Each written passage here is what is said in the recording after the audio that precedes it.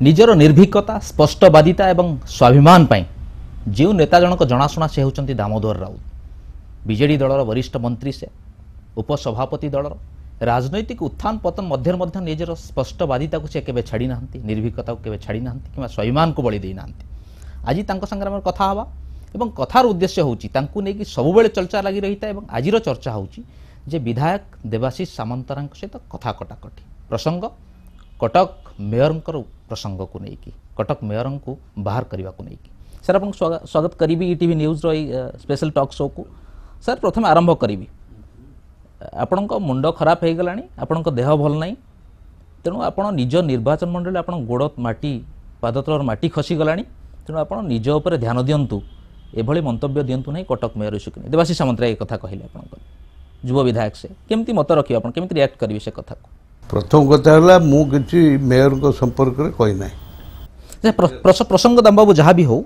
जो कथाटी कहले देवाशीष बाबू जे आपण निज गोड़ू माटी खसी गला आप निर्वाचन मंडल में आप असहाय हो गले सेठी आपण सपक्षर जनमत ना एक कथा को लेकिन जोटिया ओडिया गोटे कथा अच्छी जे पक्षी उड़े जिते दूर से जाने तहिर व्यवहार तेणु सी जहाँ कहते कथा को मु प्रतिक्रिया प्रकाश कराटा उचित नुह तांकर कथा हूँ पारादीप सब आखि रखुच्च कहीं पारादीप गोटे इंडस्ट्रियल हाउस किसी लाभ हम से किसी इनकम सोर्स बहुत बाहर इनकम सोर्स बेपार करेंगे तो कौन एवं राजनीति को पाथेय कर व्यवसाय करवा हूँ काम दाम बाबू ये गोटे कथा अनिता बेहरा प्रसंग जो निष्पत्ति निगला सेटा हाइकमांड को जनतार निष्पत्ति निगला ना देवाशीष बाबू अन्य विधायक भाई मुझे विषय किसी जाने ना निष्पत्तिटा भूल थिला बोले कहे कि नहीं बर्तमान जब मुझे पचार साधारण भाव में निष्पत्तिटा जब परोक्ष बाध्य करा इस्तीफा देवाई यहाँ भूल कि यहाँ तो मित्र भितर आसू ना नीति ताने ये किसी आसूची प्रसंग जे देवाशीष बाबू हूँ कि बीजेडी किसी तरुण गोष्ठी जो मैंने बाहरी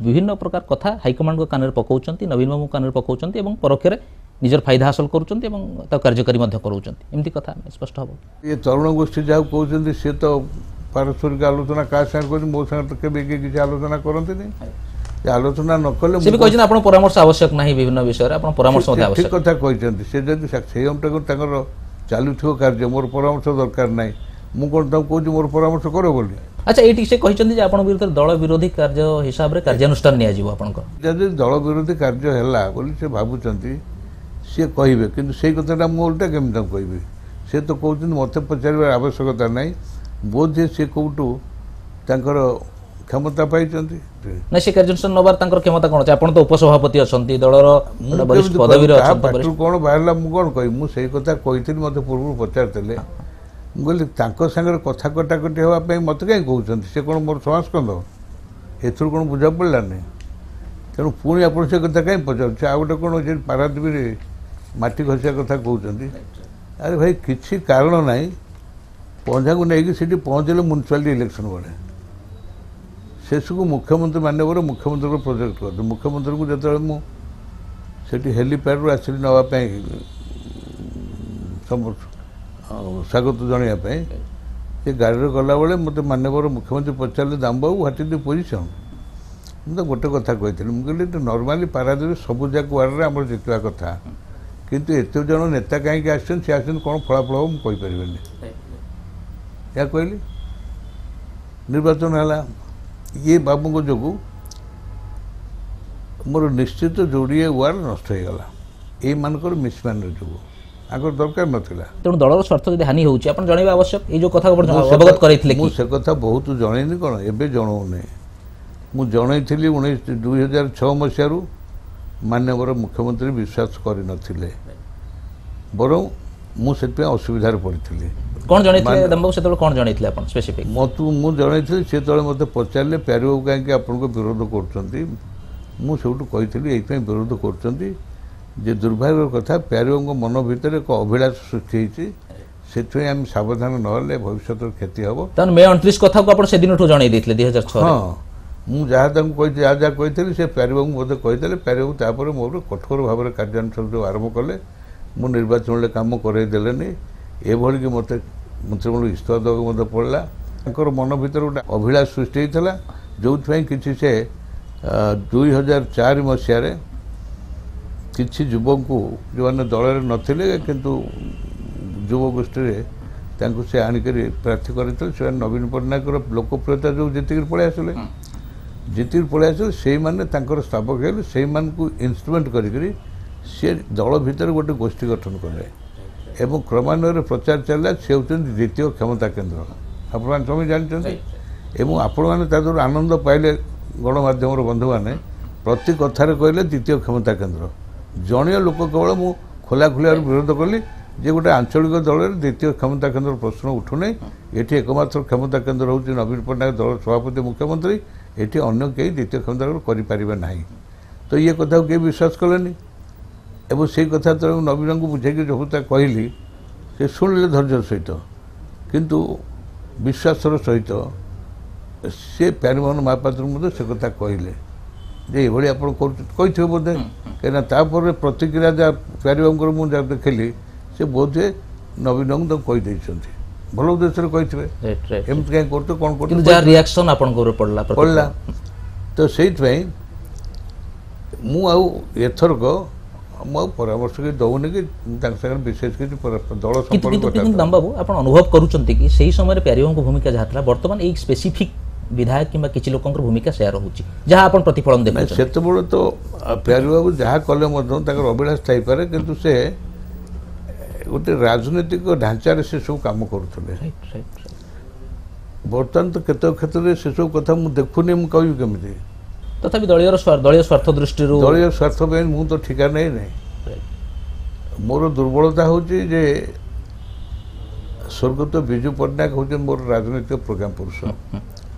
ତାଙ୍କ ନାଁରେ ଦଳଟା ହେଇଛି, ସେଥିପାଇଁ ତାଙ୍କ ଦଳରେ ମୁଁ ଯୋଗ ଦେଇଛି ଏବଂ ସେ ଦଳରେ ତାଙ୍କରି ସୁପୁତ୍ର ନବୀନ ପଟ୍ଟନାୟକ ମୁଖ୍ୟମନ୍ତ୍ରୀ ତାଙ୍କୁ ନେତା ବୋଲି ମାନିଛି ଏବଂ ସବୁବେଳେ ମୁଁ କହି ଆସିଛି ସାମ୍ପ୍ରତିକ ରାଜନୀତିରେ ଓଡ଼ିଶାରେ ନବୀନ ପଟ୍ଟନାୟକର ବିକଳ୍ପ କେହି ନାହାନ୍ତି। କିନ୍ତୁ ମୁଖ୍ୟ କଥା ହେଉଛି ଆପଣ ଅଖୋଜା ଅଲୋଡ଼ା ଧୀରେ ଧୀରେ ହେଇଯାଉଛନ୍ତି, ଆମେ ଅନୁମାନ ଲଗାଉଛୁ, ଲୋକମାନେ ମଧ୍ୟ ଆଲୋଚନା କରୁଛନ୍ତି। ମୋର ଦଳରେ ମୋତେ ନ ପଚାରିଲେ ତ ମୋର କ୍ଷତି ହେଉନି। ଯେତେ ଯିଏ କହୁଛନ୍ତି ମୋର ଯେତେ ଗୁଡ଼ିକ ଅଟରାନ୍ସେସ୍ ମୋ ତୁଣ୍ଡରୁ ଯାହା ଯେତେବେଳେ ବାହାରିଛି ତାକୁ ନିର୍ଭୁଲ ଭାବରେ ତର୍ଜମା କରନ୍ତୁ। ତା ଦେହରେ କେବଳ ଦଳକୁ ସୁରକ୍ଷା ଦେବା ପାଇଁ ମୁଁ କହିଛି, ନବୀନ ବାବୁ ନେତୃତ୍ୱକୁ ସୁରକ୍ଷା ଦେବା ପାଇଁ କହିଛି। ସେ କଥାଟା କ'ଣ ନବୀନ ବାବୁ ବୁଝିପାରୁନାହାନ୍ତି କି? ସେ ବୁଝିବେ କି ନ ବୁଝିବେ ମୋର କ'ଣ ଦରକାର, ମୁଁ ତ ତାଙ୍କର ଅଧସ୍ତନ। ତଥାପି ଯଦି ଆପଣଙ୍କ କଥା ଗୁରୁତ୍ୱ ଦିଆ ହେଉଥାନ୍ତା ଏଠି ଦେବାଶିଷ ବାବୁ କ'ଣ ଏଇ କଥା କହିଥାନ୍ତେ ଯେ କାର୍ଯ୍ୟାନୁଷ୍ଠାନ ନିଆଯିବ ଖୁବ୍ ଶୀଘ୍ର? ଦେବାଶିଷ ବାବୁ କ'ଣ ଗୋଟେ ଜଣେ ରାଜନୈତିକ ଲୋକ ବୋଲି ଆପଣ ଭାବୁଛନ୍ତି? ମୁଁ ତ କେବେ ରାଜନୈତିକ ଲୋକ ଭାବେନି। ସେ ବ୍ୟବସାୟ କରିବା ପାଇଁ ରାଜନୀତିରେ ଅଛନ୍ତି। ଆଚ୍ଛା ଦାମବାବୁ ଆଉ ଗୋଟେ କଥା, ଆଉ ଗୋଟେ ପ୍ରସଙ୍ଗକୁ ଆମେ ଆସିବା। ବିଷ୍ଣୁ ଗୋଟେ ଇସ୍ୟୁରେ ଆପଣ କହିଥିଲେ ଯେଉଁ ତାଙ୍କୁ ଯେ 29 ଯାଉନ ତାଙ୍କୁ ମୁଁ ଜାଣିନି, ସେ କହିଲେ ଯେ ଦଳୀୟ ଅଭିଯୋଗ କାର୍ଯ୍ୟାନୁଷ୍ଠାନ ପାଇଁ ସେ ସୁପାରିଶ କରିବେ। ସିଏ କହିଲେ 45 ବର୍ଷ ହେଲାଣି ମୁଁ ତାଙ୍କୁ ଜାଣିନି, ସିଏ କହିଲେ। ମୁଁ କହିଲି ମୁଁ ତାଙ୍କୁ ଗଣନାକୁ ନିଏ ନାହିଁ। ଆଚ୍ଛା ଦାମବାବୁ ଆଉ ଗୋଟେ ଇସ୍ୟୁ ଆସିଲା ଯେ କୁଜଙ୍ଗ ଗୋଟେ ମିଟିଂ ଆପଣ ଯାଇଥିଲେ, ସେଠି କଂଗ୍ରେସ ପ୍ରାର୍ଥୀଙ୍କୁ ଭୋଟ ଦେବା ପାଇଁ ଆପଣ କହିଲେ। ହଁ, ନୁଚାଛୁଆ କଥା ନୁହଁ। ମୁଁ କ'ଣ କହିଲି? ମୁଁ କଂଗ୍ରେସ ଲୋକଙ୍କୁ କହିଲି, ମୁଁ କହିଲି ଆରେ ତମେ ଯେଉଁମାନେ କଂଗ୍ରେସ ବାଲା ଅଛ, ସେ ଗଙ୍ଗା ଜେନା ପୁଅ ଆମର ତ ଇଞ୍ଜିନିୟରଟା, ସେ ଛିଡ଼ା ହେଇଥିଲା ଥରେ ଭୋଟରେ, ତା ପାଖକୁ ଯାଉନ। ଇଏ ଗୋଟେ ଅଫିସରଙ୍କ ତାର ଠିକଣା ଜଣା ନାହିଁ, ଆଣ୍ଟିସୋସିଆଲଟା ଏଇଠି ଆସିକି 1.5 ମାସ କାଳେ ଜେଲରେ ଥିଲା, ତୁମେ ଜାଣିଛ, ତା ପଛରେ କାହିଁ ପଢ଼ଉଛ? ଆପଣଙ୍କ ତ ଲୋକପ୍ରିୟତା ବଜାୟ ରହିଛି କିନ୍ତୁ ଆପଣଙ୍କ ପ୍ରଭାବ କମୁଛି, ସେଇଥିପାଇଁ ଆପଣ ଧର୍ମେନ୍ଦ୍ର ପ୍ରଧାନକୁ ସାଥୀ କରି ଚାଲିବାକୁ ଯାହା ଗୋଟେ ଶୁଣା ହେଉଛି, ଯେଉଁଥିପାଇଁ ଆପଣ କଟକର ଗୋଟେ ପ୍ରୋଗ୍ରାମରେ ଆପଣ ତାଙ୍କୁ ପ୍ରଶଂସା କରିଛନ୍ତି ଏବଂ ଯୁବ ହିସାବରେ ଭଲ।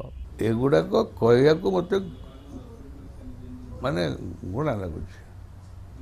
ଇଏ ଦାମୋଦର ରାଉତ, ଇଏ ରାଜନୀତିରେ ସାଲିସ କରିବା ତାଙ୍କ ଜୀବନରେ ଶିଖି ନାହାନ୍ତି, ଯେତେ ବଡ଼ ଲୋକ ହଉ। ଧର୍ମେନ୍ଦ୍ର ପ୍ରଧାନ କେନ୍ଦ୍ରରେ ମନ୍ତ୍ରୀ ହେଇଛନ୍ତି। ସାରିଦନତା ଦୃଷ୍ଟିରୁ ମୁଁ କହିଲି ଯେ ଆମର ଆଜି ଯେ ଏଠି ଅତିଥି ଧର୍ମେନ୍ଦ୍ର ବାବୁ ଆମ ଓଡ଼ିଶାର ଜଣେ ଯୁବକ, ଓଡ଼ିଶା ନହେଲେ ମଧ୍ୟ ବାହାର ରାଜ୍ୟରୁ ଯାଇ ରାଜ୍ୟସଭାକୁ ଯାଇ ଆଜି କେନ୍ଦ୍ରରେ ଗୁରୁତ୍ୱପୂର୍ଣ୍ଣ ବିଭାଗର ମନ୍ତ୍ରୀ ହେଇଛନ୍ତି, ସେଥିପାଇଁ ଆମେ ସମସ୍ତେ ଖୁସି। ସେଥିରେ ଆପଣଙ୍କର ରାଜନୈତିକ ଲାଭ କିଛି ବିଶେଷ ନଥିଲା ବୋଲି ପ୍ରଥମ ବାକ୍ୟରେ ଶୁଣିଲି। ମୁଁ ପୁରା କହୁଛି ଓଡ଼ିଶାର ଗଣମାଧ୍ୟମର ବନ୍ଧୁମାନେ ସେ କ'ଣ କହିଲେ କ'ଣ ବୁଝନ୍ତି, ମୁଁ ପୁରା ପ୍ରଥମରୁ କହିଲି ଓଡ଼ିଶାରେ ଭୋଟ ନଦେଲେ ବି ସେମାନେ କ'ଣ ଓଡ଼ିଶା ଲୋକ ଯାହାକୁ ପ୍ରତ୍ୟାଖ୍ୟାନ କଲେ ସେ ବାହାର ରାଜ୍ୟରୁ ଧରାଧରି କରି। ଆଚ୍ଛା ଏଇଠି ଆପଣଙ୍କ ମଝିରେ ଆମେ ଦେଖିଛୁ, ଆମେ ମଧ୍ୟ ବିଭିନ୍ନ ସୋସିଆଲ ୱେବସାଇଟ୍ରେ ଦେଖିଛୁ, ଆମେ ମଧ୍ୟ ଦେଖିଛୁ ବିଜୁ ବିଚାର ମଞ୍ଚ ଆପଣ କରିଥିଲେ। ହଁ, ସେ ସମୟରେ ଆପଣ ଏବେ ପ୍ରୋବ୍ଲେମ୍ ହେଇଥିଲା ବିଜୁ ବିଚାର, କାହିଁ ତାର ଆକ୍ଟିଭିଟିଜ୍ ଆମେ ଆଉ ଦେଖୁନୁ। ଏବେ ଅଛି ତ କାର୍ଯ୍ୟକ୍ରମ, ଯେତେବେଳେ ଦରକାର ପଡ଼ିବ ସେ ବାହାରିବ। ସେ ବଞ୍ଚିକିରି ରହିଛି। କୋଉ ସମୟରେ ଆବଶ୍ୟକତା ପଡେ ଆପଣଙ୍କର ସେ ସମୟରେ ଆପଣ ଯେତେବେଳେ ସମସ୍ୟା- ବିଜୁ ପଟ୍ଟନାୟକ ଆଦର୍ଶବାଦ ଉପରେ ବିଜୁବାଙ୍କର ଚିନ୍ତା ଚେତନା ଉପରେ ଯେତେବେଳେ କୁଠାରଘାତ ହେବ ସେତେବେଳେ ବିଜୁ ବିଚାର ଧଟକିନି ବାହାରିବ ଆଉ ଓଡ଼ିଶାର ଜନସାଧାରଣ ଜାବୁଡ଼ିକି ପଶିବେ ତା ଭିତରେ। ଏବେ କୁଠାରଘାତ ହଉନି ଆଜ୍ଞା, ଆପଣ ନା ଭାବୁଛନ୍ତି? ଏବେ ମୁଁ ଅଛି ପରା, ମୁଁ କରେଇ ଦେଉନି ସେ କଥା, କରେଇ ଦେଉନି ବୋଲି ତ ବର୍ତ୍ତମାନ ଏମିତିଆ କଥା ସବୁ ବାହାରୁଛି। ଆପଣଙ୍କୁ ଗୋଟେ ଅଣଦେଖା କରାଯିବା କୌଣସି ନିଷ୍ପତ୍ତି ନ ଡକାଯିବା ଆପଣ ଆପଣ ମଧ୍ୟ ଅସନ୍ତୋଷ ପ୍ରକାଶ କରିଛନ୍ତି ବିଭିନ୍ନ ସମୟରେ କ୍ୟାବିନେଟ୍ ନିଷ୍ପତ୍ତି ସମ୍ପର୍କରେ ପୂର୍ବରୁ ନ ଜଣାଯିବା ଏସବୁ ବିଷୟରେ ଆପଣ ଭାବୁନାହାନ୍ତି କୋଉଠି ନା କୋଉଠି ଅଣନିଶ୍ୱାସୀ ଆପଣ ହେଇଯାଉଛନ୍ତି, ଆପଣ ଅଖୋଜା ଅରଡ଼ା ହେଇଯାଉଛନ୍ତି। ଅଣନିଶ୍ୱାସ ଯୋଉଠି ଦରକାର ପଡୁଛି ମୁଁ ତ ସେଠି କହୁଛି। ମୁଁ ତ ନା କାଉନ୍ସିଲ ଆପଣଙ୍କୁ ଡାକିକିରି ସେମାନେ ସଜେସନ୍ସ ନବା କିମ୍ବା ଗୋଟେ ଦଳୀୟ ନାଇଁ ନିଷ୍ପତ୍ତି ସେ ସାମିଲ ଯାକ କରାଇବା ଶୁଣନ୍ତୁ, କିମ୍ବା ଦାୟିତ୍ୱ ଦେବା। କଥାଟା ହେଉଛି ସବୁବେଳେ ସମସ୍ତେ ଚାହାନ୍ତି ଯେ ଫ୍ରେଶ୍ ବ୍ଲଡ୍ ଆଣିବା ପାଇଁ। ଫ୍ରେଶ୍ ବ୍ଲଡ୍ ଭଲ, ଶକ୍ତିଟା ବେଶୀ, କିନ୍ତୁ ବାଇଚାନ୍ସ ଯଦି ବ୍ଲଡ୍ଟା ଯଦି କଣ୍ଟାମିନେଟେଡ୍ ହେଇଥିବ ସେଟା ହେଇଛି କି ବର୍ତ୍ତମାନ ଯୋଉ ନାଇଁ ଅଛନ୍ତି? ଏଡ୍ସ ହେଇଯିବ ନା ନାଇଁ। ଏବେ ଗୋଟେ ସଜେସନ ଆପଣ ଦେବେ କି ଯେ ହାଇକମାଣ୍ଡକୁ ନାଇଁ, ନବୀନ ବାବୁଙ୍କୁ ନାଇଁ, ନାଇଁ, ଯେ ବର୍ତ୍ତମାନ ନାଇଁ, ଯାହା ନାଇଁ। ଅଛି ଆପଣଙ୍କ ପାଖରେ ମୁଁ ତଥ୍ୟ- ବିଲକୁଲ କି ସଜେସନ୍ ଦେବିନି, ମୋର ବୟସ ହେଇଗଲାଣି, ବରଂ ମୁଁ ଆପେ ଆପେ ଓହରିଯିବା ଉଚିତ ହେବ। ମୁଁ କାହାକୁ ପରାମର୍ଶ ଦେବି ନାହିଁ, କାହିଁକିନା ଯେଉଁ ଯୁବକମାନେ ଆସୁଛନ୍ତି କିଏ କେଉଁଠୁ ଆସୁଛନ୍ତି ସେ ତ ଦଳରେ ପଶୁଛନ୍ତି, ମନ୍ତ୍ରୀ ହେଉଛନ୍ତି, କିଛି ଅସୁବିଧା ନାହିଁ। ଆମର ସୁଦାମ ମରାଣ୍ଡି ଆସିଲେ ତ ମନ୍ତ୍ରୀ ହେଲେ, ଆଉ ଆମର ବିରୋଧୀ ଦଳ ନେତା ଭୂପେନ୍ଦ୍ର ସିଂ ଆସିଲେ ତ ରାଜ୍ୟସଭାକୁ ଗଲେ। ଆମର ବାରଣ କିଛି ନାହିଁ, ଆମେ ଦଳର ସ୍ୱାର୍ଥଟାକୁ ଆମେ ବଜାୟ ରଖିକରି ଯାହା କିଛି କରୁଛୁ। ଆଚ୍ଛା ଭାବୁନାହାନ୍ତି ସେଇମାନଙ୍କୁ ଟିକେ ଟିକେ ଧରା ପକେଇବା ଦରକାର, ସେମାନେ ଦଳରୁ ଧରା କ'ଣ ଯେ ଲୋକଙ୍କ ପାଖରେ ଧରା ପଡ଼ିଲେ ଅଣ୍ଡା ମାଡ଼ ହେଉଛି ପୁରା ଦେଖୁଛେ, ପୁଣି ମୋତେ କାହିଁ କହୁଛନ୍ତି? ତାର ପ୍ରତିଫଳନ ଅଣ୍ଡାମାଡ଼, ତାର ପ୍ରତିଫଳନ ଅଣ୍ଡାମାଡ଼। ନଥିବ, ପ୍ରତିଫଳନ ଯଦି ନଥିବ କାହିଁ ଏ କଥାଟା ହେଉଛି? ଏଇଟା କ'ଣ ଖରାପ କଥାଟା ନୁହଁ? ସିଏ ଅଣ୍ଡାମାଡ଼ ଯେଉଁମାନେ କରୁଛନ୍ତି, କଂଗ୍ରେସ ଦଳ ଯଦି କରୁଥାଏ, ଗୋଟେ ଜାତୀୟ ଦଳରେ ଏଇଭଳି ବିରୋଧ ପ୍ରକାଶ କରିବା କ'ଣ ନିମ୍ନମାନର ରାଜନୀତି ନୁହେଁ? ଏବଂ ତାକୁ ଯେଉଁମାନେ କହିବେ ଯେସାକୁ ଯା ସେ ଅଣ୍ଡା ମାରିଲେ ଆମେ ବି ଅଣ୍ଡା ପକାଇବୁ, ସେ କ'ଣ ନିମ୍ନମାନର ରାଜନୈତିକ ପ୍ରକ୍ରିୟା ନୁହଁ? ପ୍ରତାପ ଦେବ କହିଛନ୍ତି ଯିଏ କୁହନ୍ତୁ, ମୁଁ କହିଥାଏ କି ଆପଣ କହିଥାନ୍ତି ଠିକ୍ କଥା କି ଆମେ ଶାସନରେ ଅଛୁ? ଶେଷ ପ୍ରଶ୍ନ ମୋର ରହିବ, ଗୋଟେ କଥା କହିବାକୁ ଚାହିଁବେ। ଆପଣ ଯେଉଁ କହିଲେ ପ୍ୟାରୀବାବୁଙ୍କ ଇସ୍ୟୁରେ ଆପଣ ଜଣାଇଥିଲେ କିନ୍ତୁ ନବୀନ ବାବୁ ସେ କଥା ଜାଣିପାରିଲେନି କି ଯାହା ବି ହେଉ ତାକୁ ଜଣାଇଦେଲେ ପ୍ୟାରୀବାବୁଙ୍କୁ, ଆପଣଙ୍କୁ ହଇରାଣ ହେବାକୁ ପଡ଼ିଲା। ବର୍ତ୍ତମାନ ସେମିତି ସ୍ଥିତି ଆସିଛି କି ଯେଉଁ ସମୟରେ ଆପଣ ଏଭଳି ଷ୍ଟିକ୍ କରୁଛନ୍ତି, ଇସ୍ୟୁଜ ଆସୁଛି, ଦେବାଶିଷ ବାବୁ କହିଲେ କାର୍ଯ୍ୟାନୁଷ୍ଠାନ କଥା, ଏମାନଙ୍କ ସମୟ ଆସିକି ଆପଣ ଜଣାଇବେ ଏବଂ ଫାଇନାଲି ଏମିତି ଏମାନଙ୍କର ପ୍ୟାରୀମୋହନ ମହାପାତ୍ରଙ୍କ ଭଳି ଆଙ୍କର ଅଭିଜ୍ଞାନ ସେଭଳି ନାହିଁ। ଏମାନେ ଯାହା କରୁଛନ୍ତି ତାଙ୍କର କଲେ ବି ନବୀନ ପଟ୍ଟନାୟକଙ୍କର ନେତୃତ୍ୱରେ କୌଣସି ଆଞ୍ଚ ଆସିବ ନାହିଁ, କାହିଁକିନା ଏମାନେ ଏତେ ଲାଇଟ୍ ୱେଟ୍, ଜନସାଧାରଣ ଆଙ୍କ କଥା ପ୍ରତି ଗୁରୁତ୍ୱ ଦେବେ ନାହିଁ।